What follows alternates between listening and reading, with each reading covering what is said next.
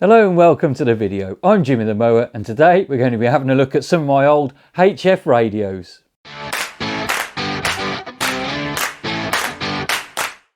As you all know, I'm a grass cutting contractor by trade, and in the summer we're really busy, and in the winter we're not so busy and you have a bit of downtime and you can do bits and pieces. Hence we built this workshop that we're sitting in now.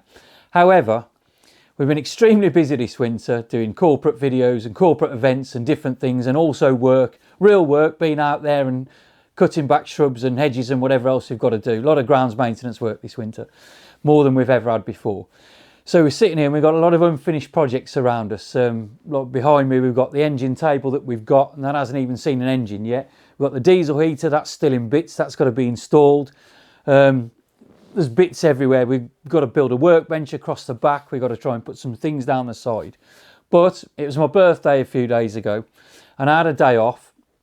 And while I had a day off, I was sorting through some old stuff and I found some of my HF radios, and I thought, well, that might be an interesting hobby to get back into. I've always loved radio ever since I was a kid. Spent hours and hours and hours listening to radios, and you sort of evolve through sort of getting a first CB and then go on to 11 meters and then up to HF stuff.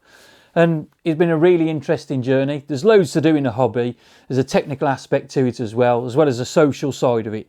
And that really ticks all the boxes for me. So while I've got them all out on this sort of trestle table that we've got made up, I thought I'll get them all out and I'll clean them all up. I've got a power supply at the back, but we haven't got an aerial up or anything like that, so I can't really power them up.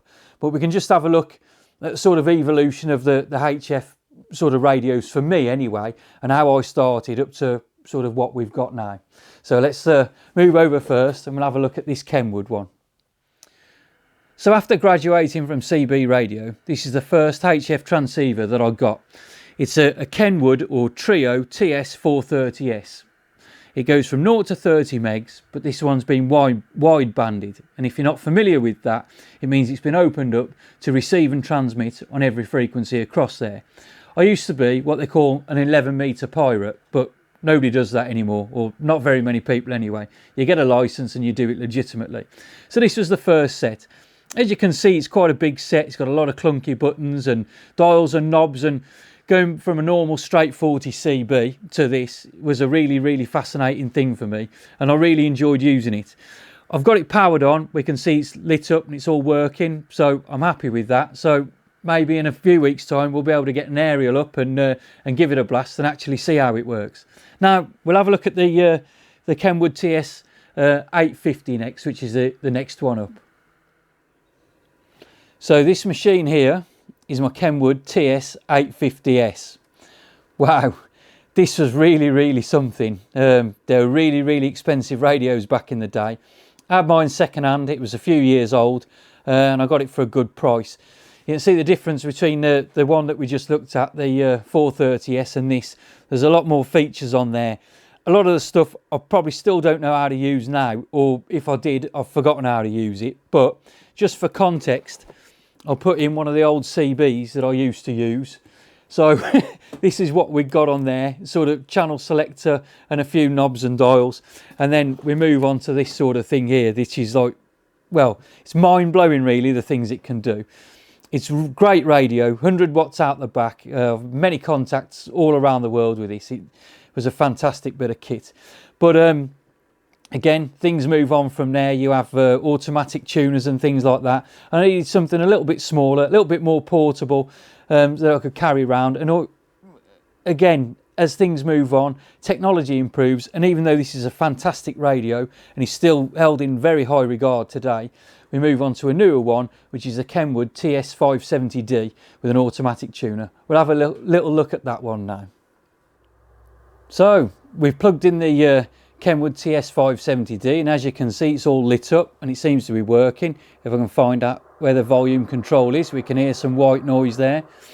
Be interesting to see what they work like when we got an aerial and we can actually give them a test across the bands, and we can test the features and the buttons and make sure everything works. But this is the latest radio, or the most modern radio that I have in my collection.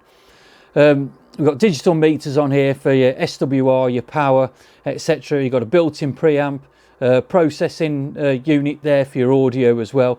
Automatic tune, so whichever antenna you've got plugged in the back, you can hit the automatic tune button and it will just scan through and find the lowest SWR for this particular frequency that you're on and match it to the aerial.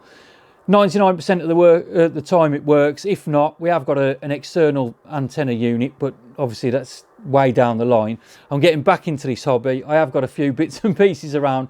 I'm not sure how they all work, but I'm thinking I'm going to clear out a space in the corner of this new workshop stroke shed that I've got and put up a bench and hopefully get these on. So as I said then, I'm thinking of putting a workbench over in that corner there with the radios on, set it up as a radio bench. I've seen one that I like. It's got a half shelf underneath. We can get the power supplies down there, radios on the top, the ones that we're using, and then a few more up and down. I've got all sorts of stuff, meters, different meters, we've got everything. But I was also thinking the other night that I love these radios and they're fantastic. And this, when it came out in the day, was like the Ferrari of all radios. I bought it secondhand and it's still held in really high regard. They are fantastic units, but technology's moved on so much now. You can buy radios with great big displays on, waterfall displays. They give you so much more information. They make it so much easier to communicate with people in different countries, continents even, you know. They're fantastic bits of kit.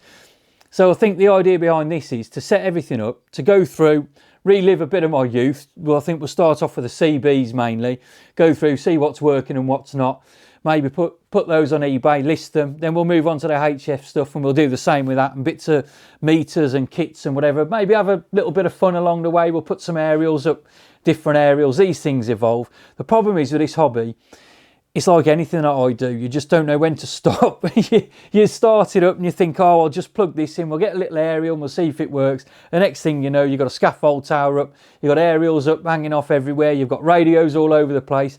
You're on them until 2 or 3 o'clock in the morning. It's really addictive, it is. But I think the plan is to try and consolidate what we've got, shift some stuff out, get some newer stuff in with the money that we've made. And hopefully it'll be an interesting hobby, you know, to run alongside what I'm doing with my business and my YouTube channel.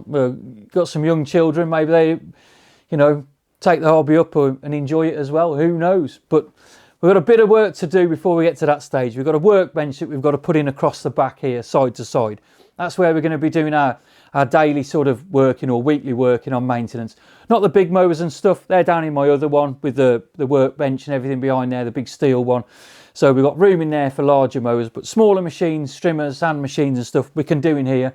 We can do interesting projects. Hopefully I'm going to get a pillar drill, maybe a table saw. We can do different things, you know, try and get it all to evolve as we're going along. We've done the flooring. We've got that lovely engine table from Machine Mark, which is a cracking bit of kit. We need to put that to use. I've got the diesel heater, which needs to go back together and be put outside and installed, which is another good idea because I'm running a 12 volt supply into the far corner for these radios.